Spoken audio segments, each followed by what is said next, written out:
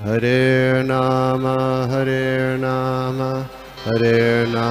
eva kevalam, kalo nasteva nasteva nasteva gatiranyata.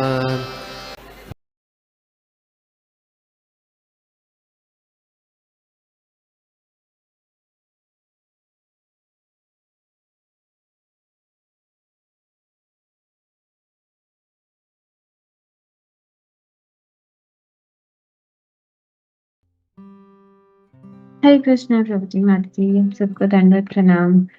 अम, तो आज आप लोग सबकी मर्सी से मुझे एक छोटा सा चांस मिल रहा है कृष्णा को ग्लोरीफाई करने का, कुछ बोलने का। तो आई seek all of your blessings की मैं कुछ अच्छा बोल पाऊँ जो आप सबको अच्छा लगे। एंड प्लीज आप अपनी कृपा हमेशा मुझ पर बनाए रखें। ओम अज्ञानतिमिरान्धस्य ज्ञानाञ्जनशलाकया चक्षुरुन्मिलितं येन तस्मै श्रीगुरवे नमः।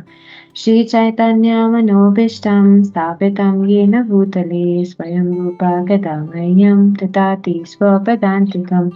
वन्देऽहं श्रीगुरो श्रीयुतापदकमलं श्रीगुरुन् वैष्णवांश्च श्रीरूपं साग्रजातं सहगण रघुनाथान्वितं तं सजीवम् साद्वैतं सावधूतं परिजनसहितं कृष्णचैतन्यदेवं श्रीराधा कृष्णपादा सहगणललिता श्रीविशाखान्वितंश्च। हे कृष्णा करुणा सिन्धु दीनबन्धु जगत्पते गोपेश गोपिकान्त राधाकान्त नमोस्तुते। तप्तकाञ्चन गौराङ्गी राधे वृन्दावनेश्वरी वृषभानुसुते देवी प्रणमामि हरिप्रिये। वंशाकल्पतरुभ्यश्च कृपा सिन्धुभ्य एव च पतितानां पावनेभ्यो वैष्णवेभ्यो नमो नमः। जय श्री कृष्ण चैतन्य प्रभु नित्यानंद श्री अद्वैता गदाधर श्रीवासादि श्री गौर भक्तवृंद। हरे कृष्णा कृष्ण कृष्ण हरे हरे हरे राम राम राम हरे हरे। हरे कृष्णा। तो आज हम तीसरे स्कंद के दूसरे अध्याय में से 18th और 19th श्लोक देखेंगे। होवा अमुष्यांग्री सरोजरेणुं विस्मर्तुम् इशितापमन् विग्रहन् यो विप्रद्रुवितापेन मुमिर्भारं कृतनेन तिरस्कारच्च।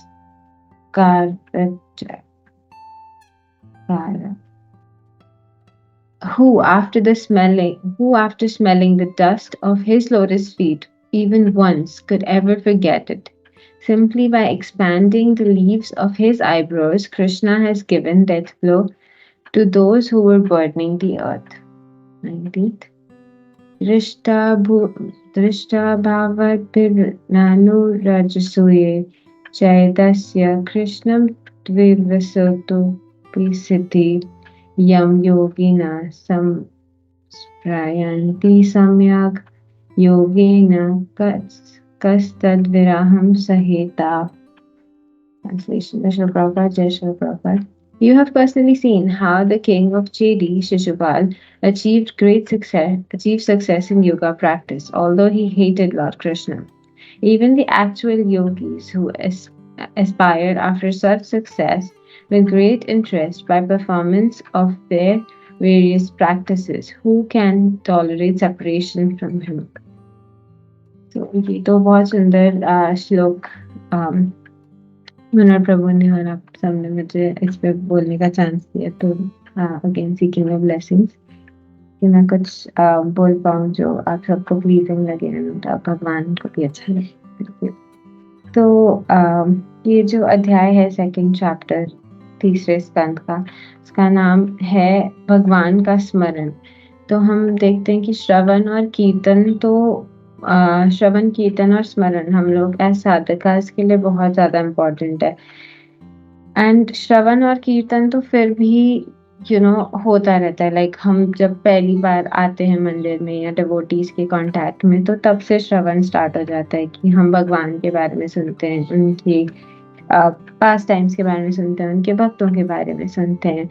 और वो जो टीचिंग्स दे रहे हैं उसके बारे में सुनते हैं, और हम इतनी सारी भगवान की लीलाएं सुनते हैं, उनके बारे में सुनते हैं, उनके रूप के बारे में सुनते हैं, उनके गुणों के बारे में सुनते हैं। और फिर प्लस हम हरे कृष्ण महामंत्र भी जब जप करते हैं तो वो भी जप करते करते भी हम सुनते हैं, तो श्रवण हम तो हमारा चल रहा होता है।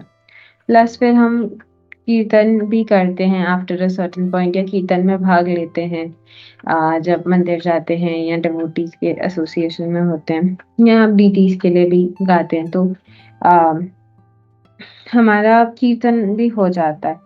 बट नेक्स्ट है स्मरणम। वो थोड़ा सा डिफिकल्ट हो जाता है, वो एक एडवांस स्टेज हो जाती है जब हमें कृष्णा को याद करना होता है, हमें कृष्णा का स्मरण करना होता है अलग अलग सिचुएशंस में। मतलब कभी ऐसा भी हो कि हम अकेले हैं बट हमें हमें अगर कृष्णा का स्मरण होता है, या कभी हम बहुत लोगों के साथ हैं और हमें कृष्णा का स्मरण होता है, तो वो एक थोड़ी सी एडवांस स्टेज हो जाती है। एंड एक क्लास में सुन रही थी, उसमें प्रभु जी बोल रहे थे कि जब हम कृष्णा का स्मरण करते हैं, हम एक्चुअली कृष्णा के साथ एक पर्सनल कांटेक्ट में होते हैं, हम कृष्णा के साथ एसोसिएट कर रहे होते हैं। एंड ये चैप्टर में हम यही देखते हैं कि कृष्णा का स्मरण कैसे किया उद्धव जी ने, एंड कितना सुंदर तरीके से उन्होंने कृष्णा के बारे में बताया। एंड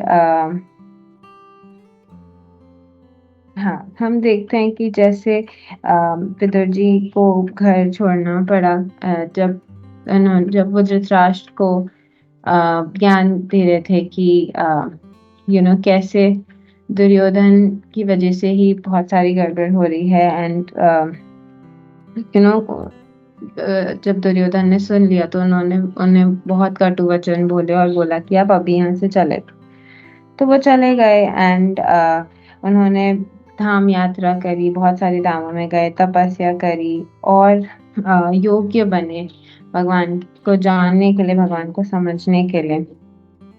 और फिर उन्हें वैराग आ गया मेनली, तो फर्स्ट पार्ट तो उन्हें फैमिली से वैराग आ गया। फिर वो उद्धव जी से मिले और उन्होंने बहुत सारे प्रश्न पूछे कि यू नो वृष्णीस कैसे हैं, आप कैसे हैं, आपका परिवार कैसा है, कृष्णा कैसे हैं, धृतराष्ट्र कैसे हैं, अर्जुन कैसे हैं, भीम कैसे हैं। एक बहुत सारे प्रश्न पूछे और वो जानते थे कि अब युद्ध तो खत्म हो गया होगा, और उन्हें रिजल्ट भी जानना था कि कौन जीता, क्या हुआ। तो उन्होंने ऐसे बहुत सारे प्रश्न पूछे, पर उद्धव जी इतने इतने वंडरफुल डिवोटी हैं कृष्णा के, इतने डियर डिवोटी हैं कृष्णा के, कि उन्होंने बस सारे क्वेश्चन सुने, बट एक क्वेश्चन जहाँ वो स्टक हो गए कि कृष्ण कैसे हैं। एंड वो बिल्कुल से वो उसके आगे उन्होंने कुछ सुना नहीं, उसके आगे उन्होंने कुछ रिस्पॉन्ड नहीं किया कि बाकी सब कैसे हैं, बट उनका बस काइंड ऑफ माइंड कृष्णा पे था। उन्होंने कृष्णा का नाम सुना और वो काइंड ऑफ अपना सब टाइम कृष्णा के साथ उन्हें याद आ गया, एंड वो काइंड ऑफ सेपरेशन फील कर रहे थे। एंड फिर जो ये श्लोकास हम अभी देख रहे हैं, वो सब उस भाव तो मैं क्लास सुन रही थी, उसमें वो प्रभु जी समझा रहे थे कि अगर हम ये सिर्फ श्लोक पढ़ेंगे बिना उद्धव जी का भाव समझे हुए कि वो क्या फील कर रहे हैं, तो हमारे लिए वो सिर्फ शब्द होंगे। बट अगर हमें समझ आ रहा है कि उद्धव जी क्या फील कर रहे हैं, उनका भाव क्या, तो फिर उन वर्ड्स में ज्यादा वैल्यू है।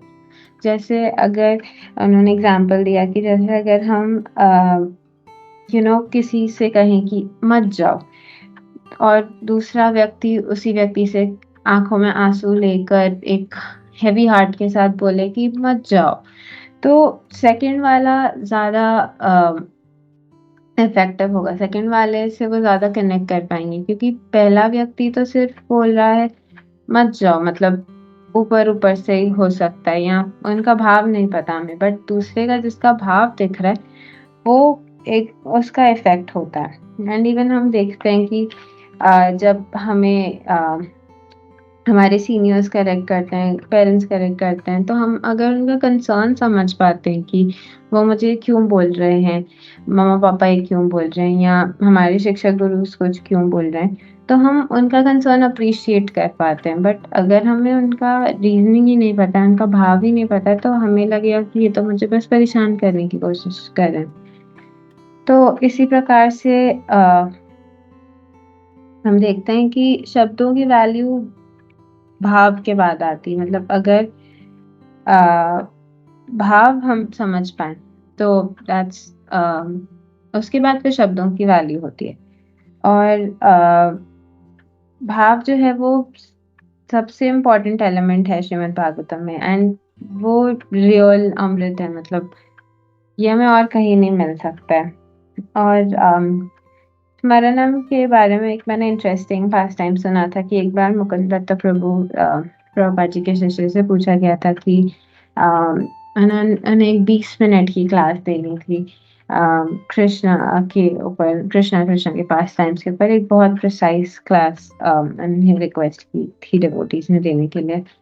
और उन्होंने वो क्लास अराउंड 2.5 आवर्स के लिए दी, एंड तभी भी डिवोटीज को उनको इंटरप्ट करके बोलना पड़ा कि प्रभु जी थोड़ा एक्चुअली टाइम हो गया है। तो फिर उन्होंने बोला कि हाँ मुझे अभी बस ये एक पॉइंट कंप्लीट करना है, तो वो उन्होंने अनदर 10 मिनट्स में कंप्लीट किया। और फिर जिन डिवोटी ने ये होस्ट किया था उन्होंने पूछा कि अम, प्रभु जी हमारी क्लास में अलग सारे प्रकार के डिवोटीज हैं, एकदम न्यू डिवोटीज हैं, फिर थोड़े से एडवांस डिवोटीज हैं और काफी एडवांस डिवोटीज भी हैं, तो आप उन्हें क्या इंस्ट्रक्शन दोगे, लाइक एक चीज जो सबके लिए आप बोलो कि कॉमन है। तो उन्होंने कहा always remember Krishna and never forget Krishna. और फिर वो एलिमेंट्स डिस्कस कर रहे थे कि कैसे हम हमेशा कृष्णा को याद रख सकते हैं। हम डीटी वर्शिप कर सकते हैं, हम चैंटिंग कर सकते हैं, हम कीर्तन कर सकते हैं, हम बुक्स पढ़ सकते हैं, हम सर्विस कर सकते हैं, जो भी सेवा हमें सबसे ज्यादा प्रिय हो, धाम जा सकते हैं, एंड डिवोटीज का संग कर सकते हैं। तो इस वे से हम हमेशा कृष्ण को याद रख सकते हैं और कभी कृष्ण को भूलेंगे नहीं। और जब आगे हम देखते हैं कि विदुर जी ने पूछा कृष्ण उद्धवा से कि कृष्णा कैसे हैं या कृष्णा की कुछ बातें बताई है, तो वो एक ट्रांस में चले गए, वो समाधि में चले गए, वो एक सेपरेशन फील कर रहे थे कि अरे मैं कृष्णा से कितना दूर हूँ। और उनको वो एक्सेसी के सिम्टम्स हो रहे थे, जैसे शिवरिंग, क्राइंग, वो बोल नहीं पा रहे थे। तो ये इतना एक डीप उनका कनेक्शन था कृष्णा के साथ कि बस कृष्णा का नाम सुन के वो एक अलग ही स्टेट में चले गए। एंड मैं बस सोच रही थी कि हम हमारा ये स्टेज कब आएगा, कि हम जब कृष्ण का नाम सुने तो हम उस एक अलग ही वर्ल्ड में चले जाएं। एंड जैसे देखते हैं कि 18th वर्ष में उद्धव जी ने एक बहुत रिटोरिकल क्वेश्चन पूछा। मतलब रिटोरिकल क्वेश्चन इज लाइक कि एक क्वेश्चन जिनका हमें आंसर तो नहीं चाहिए था, बट हम एक बस पॉइंट बोल रख रहे होते हैं कि कौन कृष्ण के dust of the who after smelling the dust of his lotus feet even once could ever forget him। मतलब कौन कृष्ण के चरणों की धूल को एक बार भी स्मेल करने के बाद भूल सकता है। एंड दैट इज एंड इससे फिर वो प्रभु जी एक्सप्लेन कर रहे थे कि कैसे हम कृष्ण की मर्सी एक्सपीरियंस करते हैं जो हम कभी भी नहीं भूल पाते हैं। एंड मैं इस बारे में सोच रही थी कि कितनी बार कृष्णा ने रेसिप्रोकेट किया, कितनी बार श्रील प्रभुपाद ने रेसिप्रोकेट किया है, गौर निताई ने किया है, कि अगर हम उसकी लिस्ट बनाने बैठे तो शायद हमें सारे वो याद भी ना आए, बट जितना भी याद आता है उससे हमारा ग्रेटिट्यूड बढ़ता है उनके लिए, डीटीज के लिए, श्रील प्रभुपाद के लिए, गुरु महाराज के लिए और प्रभुपाद डिसाइपल्स के लिए। लाइक वो हमेशा ही रेसिप्रोकेट कर रहे हैं, हमेशा ही हमें अपनी मर्सी दे रहे हैं, and that's ultimately Krishna's mercy. But उसी सेंटेंस में उद्धव जी ये भी कहते हैं कि But simply by expanding his eyebrows, Krishna has given a death blow to those who were burdening the earth. मतलब वो दोनों एस्पेक्ट्स बता रहे हैं कि कृष्णा इज वेरी मर्सीफुल, कि अगर हमने उनकी dust of his lotus feet अगर स्मेल कर लिया तो हम कभी नहीं भूल सकते हैं। बट अगर कोई परेशान कर रहा है डिवोटीज को और लोगों को, तो कृष्णा बस अपने आईब्रो के मूवमेंट से ही उन्हें हटा सकते हैं यहाँ से। एंड पोपट में श्रील प्रभुपाद हमें ये याद दिलाते हैं, और श्रील प्रभुपाद ने कितनी बार बार याद दिलाया है हमें कि कृष्णा एक ऑर्डिनरी पर्सन नहीं है। कृष्णा ना उनकी एक्टिविटीज नॉर्मल ऑर्डिनरी हैं, रादर उनके जो पास टाइम्स, उनकी लीलाएं वो इतनी शक्तिशाली हैं कि वो हमें यहाँ से लिबरेट करके भगवत धाम ले जाएं, जहाँ हम कृष्णा के साथ रह सकते हैं, उन्हें सर्व कर सकते हैं। जैसे जब भगवद गीता में श्लोक आता है, जन्म कर्म च मे दिव्यम एवं यो वेत्ति तत्वतः त्यक्त्वा देहं पुनर्जन्म नैति मामेति सो अर्जुन, कि कृष्ण के पास टाइम्स, उनके अपीयरेंस एंड डिसअपीयरेंस को जो समझ ले वो कभी भी वापस नहीं आता है यहाँ पर मटेरियल वर्ल्ड में। तो कृष्णा के पास टाइम्स इतने पावरफुल हैं, एंड हमें कितनी बार लगता है कि ओ कृष्णा तो गोलोक में कितने आराम से खुशी से सेटिस्फाइड होकर होंगे, बट हमें समझना है कि कृष्णा हमसे भी ज्यादा एंग्शियस है हमें वापस बुलाने के लिए। इसलिए तो वो हर थोड़े टाइम में हम देखते हैं कि कृष्णा आते हैं, इतनी सुंदर लीलाएं परफॉर्म करते हैं। क्यों करते हैं वो ये सब? वो हमारा हार्ट अट्रैक्ट करने के लिए करते हैं कि वो इतने सारे असुरों को उन्होंने मारा। नहीं तो एज सच उन्हें आने की जरूरत नहीं है। वो हमने अभी पढ़ा कि अपने आईब्रो के मूवमेंट से ही वो उन डीमंस को हटा सकते हैं, बट सिर्फ अपने डिवोटीज को प्लेजर देने के लिए, अपने डिवोटीज का हार्ट अट्रैक्ट करने के लिए, हमें वापस ले जाने के लिए वो इतने ईगर हैं कि वो इतने पास टाइम्स करते हैं, इतनी बार आते हैं। जैसे उन्होंने गोवर्धन पर्वत उठाया, इतने असुरों को मारा, गोपियों को वो अलग से काइंड ऑफ टाइम देते थे, गोपास को देते थे, एंड वो सबको इतना प्रसन्न करते थे। एंड ये क्यों करते हैं वो? क्योंकि हम उनके छोटे बच्चे हैं, वो हमें बहुत मिस करते हैं। मैं क्लास में सुन रही थी कि अगर किसी पेरेंट के बच्चे कहीं चले जाते हैं तो वो पेरेंट्स खुश नहीं रहते हैं, भले उनके पास सब कुछ हो, सारी लग्जरीज हो, सब हो, वो अपने बच्चे के बारे में ही सोचते रहते हैं। सिमिलरली हमें लगता है कि कृष्णा की कितने सारे डिवोटीज हैं तो उन्हें हमारी याद क्यों आएगी? बट वो क्लास में गुरु महाराज जी एक्सप्लेन कर रहे थे कि नहीं, यू इन yourself are very special to Krishna, और devotees are also special, but आप भी कृष्णा के लिए बहुत स्पेशल हो। तो आप ये तो बिल्कुल ही मत सोचो कि कृष्णा आपसे प्यार नहीं करते हैं, या कृष्णा आपको कृष्णा नहीं चाहते कि आप वापस आओ। कृष्णा से ईगर और कोई नहीं है कि आप वापस आओ। एंड फिर 19th श्लोका में हम देखते हैं कि कैसे शिशुपाल की स्टोरी आती है। एंड यहाँ पर श्री प्रभुपाद बताते हैं कि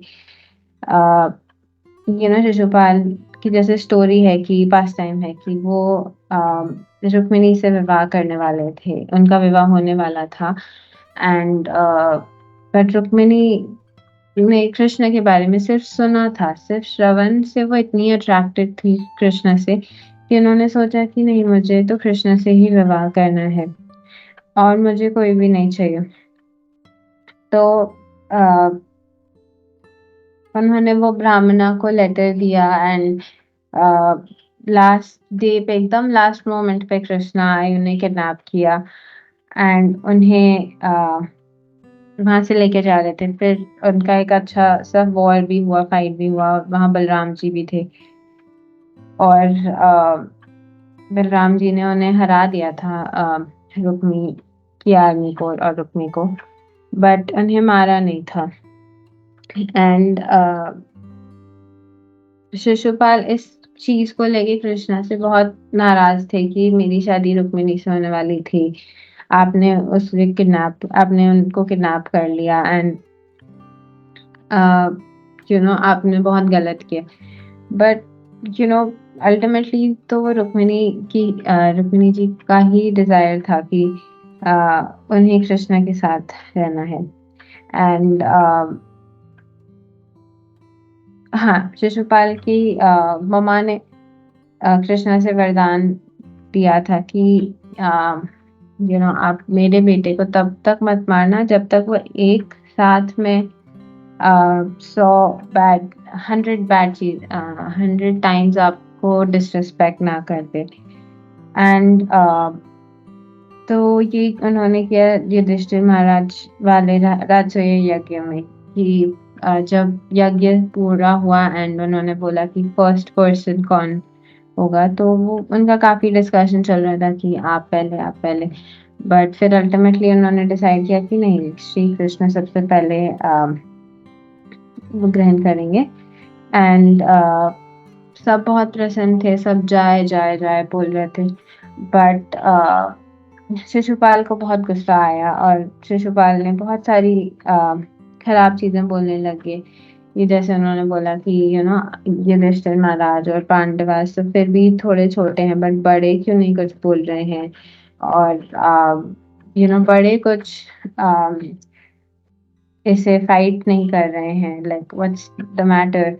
एंड मैं कृष्णा बुक में पढ़ रही थी कि वो हाँ, और वो बोल रहे थे कि हम ये भी नहीं समझ सकते कि कृष्णा कौन से कास्ट से हैं या उनका ड्यूटी क्या है, क्योंकि कृष्णा का एक्चुअली कोई कास्ट नहीं है ना, उनकी कोई ऑक्यूपेशनल ड्यूटी है। वो सिर्फ जो भी करते हैं वो हमारे लिए एग्जाम्पल सेट करने के लिए करते हैं। जैसे वो भी हमने भगवत गीता में देखा था कि कृष्णा बोलते हैं कि whatever the great men do, the ordinary people या द पीपल विल फॉलो। तो कृष्णा ने एक सिर्फ एग्जाम्पल सेट किया, जो वो गायों को चराने ले जाते थे या कुछ भी करते थे, वो बैठे बैठे एक चुटकी में भी बस चुटकी बजाकर भी कर सकते थे। बट उन्होंने वो सब करके दिखाया just for us to understand. फिर शिशुपाल ने बोला कि कृष्णा कोई हाई फैमिली से नहीं है एंड वो इतना इंडिपेंडेंटली रहते हैं। एंड वो अपने हिसाब से ही सब करते रहते हैं, ना वैदिक इंजंक्शंस फॉलो करते हैं ना रेगुलेटिव प्रिंसिपल्स फॉलो करते हैं। तो एक पॉइंट ऐसे आ रहा था कि शिशुपाल ने जो भी बोला, अगर हमें बस उससे एक अलग पर्सपेक्टिव से देखेंगे, हल्के से अलग पर्सपेक्टिव से, तो वो कृष्णा का ग्लोरिफिकेशन हो जाएगा। जैसे अब इस पॉइंट में शिल प्रभुपाद ने एक्सप्लेन किया कि शिशुपाल इनडायरेक्टली प्रेज कर रहे थे कृष्णा को कि हाँ, कृष्णा वैदिक इंजंक्शंस के रूल्स में नहीं आते हैं एंड उनके कोई गुड क्वालिटीज नहीं है, कोई मटेरियल क्वालिटीज नहीं, क्योंकि वो सुप्रीम पर्सनालिटी ऑफ गॉडहेड है एंड इसलिए वो इंडिपेंडेंटली भी रह सकते हैं और उन्हें कोई प्रिंसिपल्स फॉलो करने की जरूरत नहीं है। फिर आगे शिशुपाल ने बोला कि इन सर्कमस्टांसेस में भी कौन कृष्णा को पहले वर्शिप एक्सेप्ट करने दे रहे हैं। कृष्णा इतने फुलिश हैं कि वो मथुरा छोड़ के चले गए और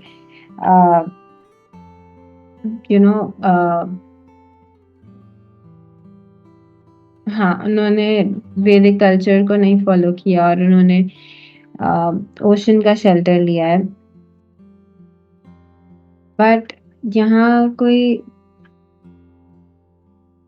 हाँ, और ये की पॉइंट उन्होंने बोला कि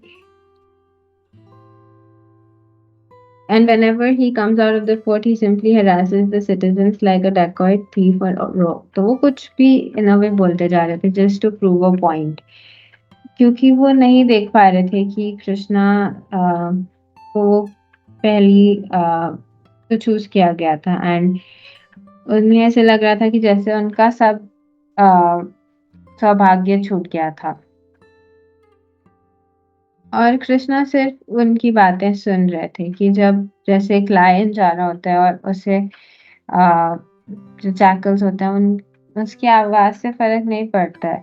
कृष्णा ने एक भी चीज का रिस्पॉन्ड नहीं किया और वर्सेस जो बाकी सब लोग थे वो कृष्ण के बहुत अच्छे डिवोटीज थे, तो उन्हें बहुत गुस्सा आ रहा था कि हम कैसे सुन रहे हैं ये सब, और मतलब उनका बस हाथ ऐसा था कि अब हम बस खत्म ही कर देंगे शिशुपाल को। बट उन्होंने वो थोड़ा सा खुद को कंट्रोल कर रहे थे, एंड कंट्रोल कर रहे थे, एंड कुछ जो नहीं सुन पा रहे थे, जिनको बहुत हर्ट हो रहा था, वो चले गए, उन्होंने अपने कान बंद कर दिए। और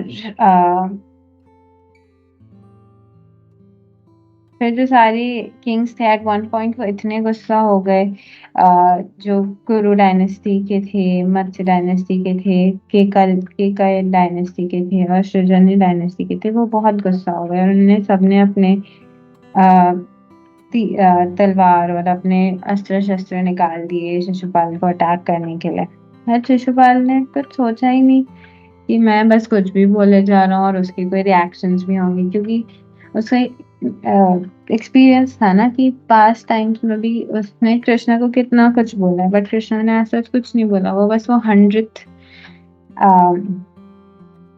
इंसल्ट का वेट कर रहे हैं, उसको बस मार देंगे।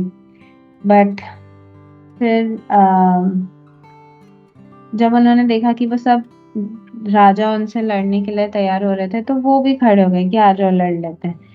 और कृष्णा ने जब देखा कि इतने शुभ एरिया में जहाँ राजसूय यज्ञ हुआ है, वहां अब ऐसा युद्ध छिड़ने वाला है, तो उन्होंने सबको शांत किया, उन्होंने बोला आप बैठ जाइए, कुछ इशू नहीं है। और फिर उन्होंने अपने सुदर्शन चक्र से शिशुपाल को अटैक किया, शिशुपाल को मार दिया। एंड जो शिशुपाल के सपोर्टर्स थे वो फटाफट से वहां से चले गए, कि उन्हें लगा अब शिशुपाल को मारा है कृष्णा ने, तो हम भी उसके सपोर्टर्स हैं, तो क्या हमारी भी जान ले लेंगे कृष्णा। एंड उसके बाद फिर सबने देखा कि कैसे शिशुपाल की सोल निकली एंड कृष्णा में जाके समा गई एक ज्योति के रूप में। तो शिला प्रभुपाद हमें एक्सप्लेन करते हैं, तो शिला प्रभुपाद ने यहाँ पर एक्सप्लेन किया है कि भले ही शिशुपाल ने कृष्ण के एक एनिमी या शत्रु का रोल प्ले किया, बट वो एक भी मिनट के लिए कृष्ण भावनामृत से बाहर नहीं थे, वो हमेशा कृष्ण के बारे में सोच रहे थे, इसलिए उन्हें सायुज्य मुक्ति मिली, एंड कि वो कृष्ण के एग्जिस्टेंस में मर्ज हो गए। एंड इसके बाद फिर जाते ही ये कंप्लीट हुआ, एंड अब पर्पट में श्रील प्रभुपाद एक्सप्लेन करते हैं कि कृष्णा डीमंस की तरफ, अपने शत्रुओं की तरफ भी, राक्षसों के प्रति भी इतने मर्सीफुल हैं, तो वो हम पर, अपने डिवोटीज पर, जो डिवोटीज बनने की कोशिश कर रहे हैं, उन पर मर्सीफुल क्यों नहीं होंगे। एंड बस एक के लास्ट पॉइंट पर्पट से मैं कोट करके फिर एंड करूंगी। It is a fact that persons who are trying to understand the supreme truth by their personal endeavors of mental speculation or mystic powers of yoga achieve the same goal as others who were personally killed by Krishna. Both achieve the salvation of merging in the Brahma Jyoti of the transcendental body of the Lord. The Lord was merciful even to his enemy, and the success of King of Chedi was observed by everyone who was present in the assembly. Vidura was also present there, and Uddhava referred the incident to his memory. तो ये point के बाद मैं and करूंगी कि शिव प्रभुपाद ने कितना सुंदर वे से ये बताया है। एक सेकंड।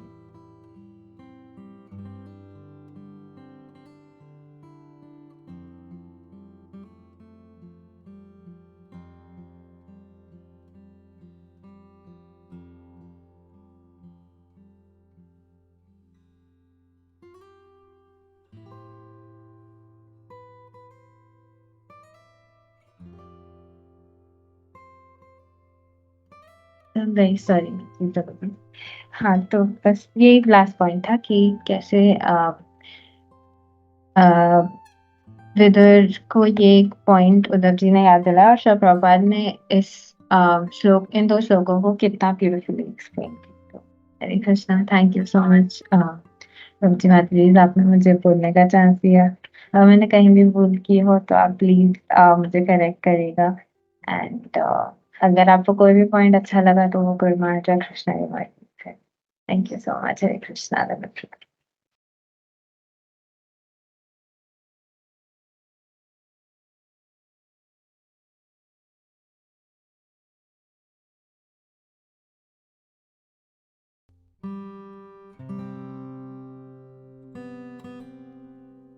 हरे कृष्णा माता जी, दंडवत प्रणाम।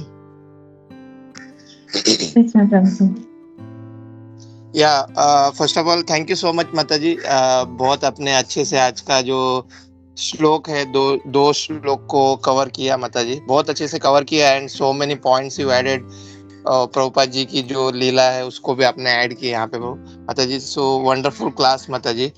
और जो टेक अवे है, जो मैं आज जो आपने सेशन लिया था उसमें मेरे को बहुत एक अच्छा ये लगा कि जैसे विदुर जी ने जब पूछा कि भगवान कृष्ण कैसे है, एंड वो जो कृष्ण जब बोले तो उद्धव जी कैसे, मतलब वो भावुक हो गए थे। So I was counting like आज आपने ऑलमोस्ट लाइक 33 से 34 टाइम्स भगवान कृष्ण का नाम लिया आज के आपके क्लास में। तो इट वॉज, मतलब मैं वो काउंट कर रहा था जब आप बोल रहे थे कृष्ण का नाम। So it was amazing. मतलब आपने वो जो भगवान का जो नाम है उसको आप स्टार्ट से एंड तक इतनी बार आपने लिया भगवान कृष्ण का नाम। और इट इज मतलब बहुत मतलब इम्पोर्टेंट है कि हम जिसके बारे में बोल रहे हैं और उसके बारे में हम कितने बार नाम ले रहे हैं उनका। तो मेरे को मतलब मुझे अच्छा लगा कि मतलब आप कंटिन्यूसली भगवान कृष्ण का नाम ले रहे थे। So I was counting that one. तो मुझे बहुत अच्छा लगा माता जी। वंडरफुल वंडरफुल क्लास माता जी। And thank you so much माता जी टेकिंग दिस वंडरफुल सेशन माता जी। हरे कृष्णा। श्रील प्रभुपाद की जय। हरे कृष्णा माता जी। Thank you so much, Prabhu. You all are so kind to me.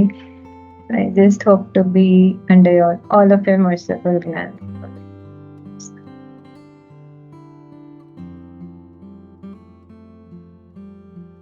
हरे कृष्णा निधि माता जी, बहुत ही सुंदर क्लास था आपका आज, और बहुत अच्छे अच्छे पॉइंट्स भी आपने सारे बताए इसमें, उद्धवा के बारे में और कैसे वे भगवान को याद कर रहे थे, और जब भगवान को याद करते वो समाधि में चले गए। एंड बाकी सारे पॉइंट्स आपने सब इतने सारे सब कवर कर दिए हैं कि अभी मेरे पास तो कोई बचा ही नहीं है, पॉइंट सब आपने ऑलरेडी कवर कर दिए। तो थैंक यू सो मच माता जी। हरे कृष्णा, धन्यवाद, प्रणाम। Hare Krishna Mataji. I've been listening to you on and off. I'm actually very impressed. Itna chote umar mein you're able to speak so well with so much clarity, and also listening, quote other lectures as well. I really appreciate that, Mataji. I just wanted to add a few points based on your lecture.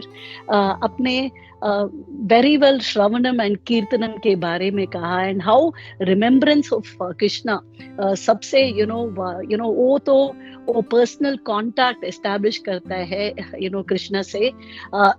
That was a very nice point. And immediately मैं सोच रही थी कौन है who can do the 9 devotional service, because एक एक अंग करना भी इतना मुश्किल है. But immediately my mind went to Amrish Maharaj, who was like one of the greatest devotees. वो अपने आंख से लेके हाथ से everything was dedicated to Krishna. So that is a goal that we should all try to achieve. दूसरा आपने भाव के बारे में कहा, that's actually a very important point. जिस भाव से हम कह रहे हैं, only then words को express करने में भी either it can result in anger or it can actually result in love. जैसे हम कह रहे हैं, because हम care से love से हम कहते हैं तो that भाव actually comes out. Then तीसरा पॉइंट जो आपने इस रूल के बारे में कहा, it's actually very interesting. Always remember Krishna, never forget Krishna. In fact ये तो सबसे प्राइमरी रूल है, इसको मास्टर रूल हम कह सकते हैं.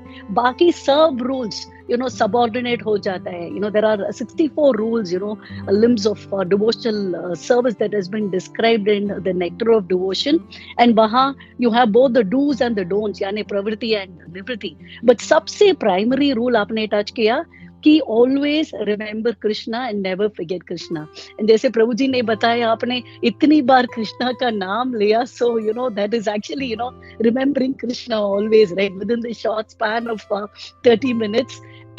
Then एक और point आपने कहा about when a child leaves, parent को इतना दुख होता है, and always expecting the child to come back. That was very nice. Krishna का भी ऐसा feeling है for every devotee. And अपने शिशुपाल का इतना background history भी the past time इतना अच्छा explain किया. It was very nice. And वहाँ एक point आपने बताया कि when Krishna was being insulted, वहाँ assembly में people could not take it. Some of them went away from that place. मुझे immediately ये point came to my mind, which is also a lesson for us.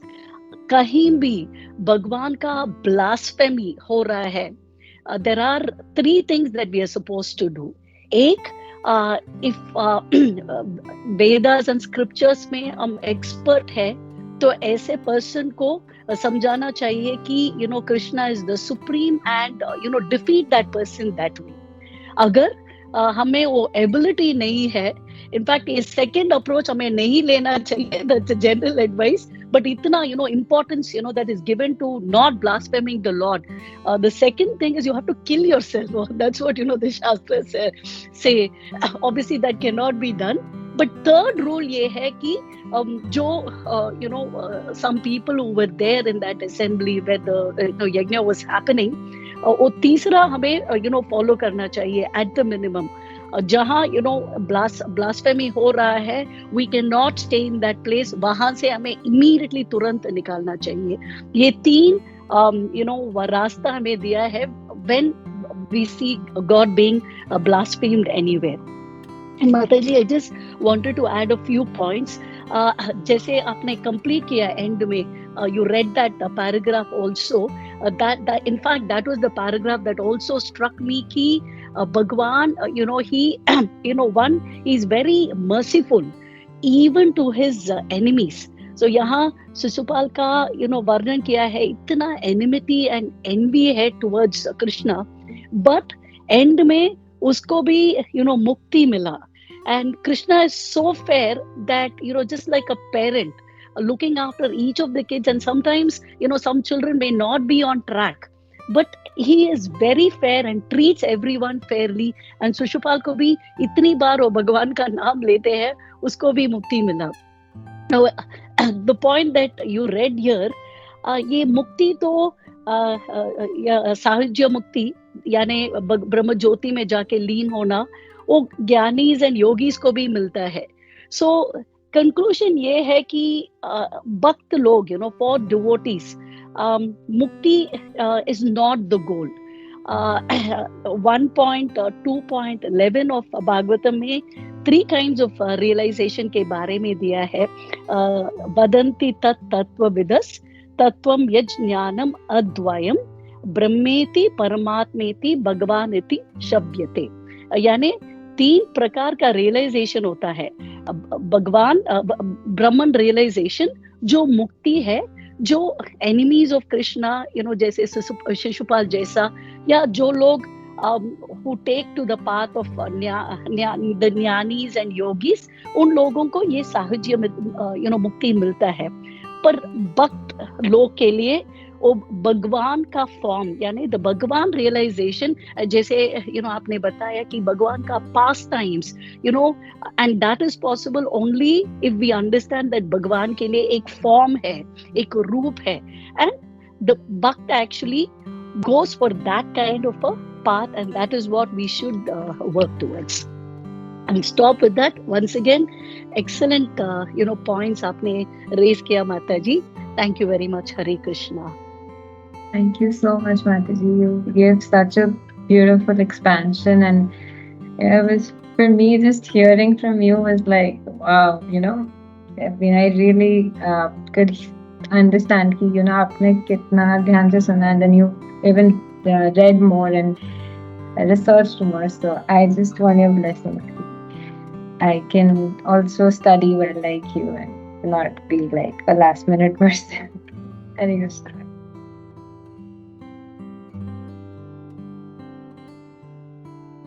हरे कृष्णा माता जी, दंडवत प्रणाम। हरे कृष्णा प्रभु।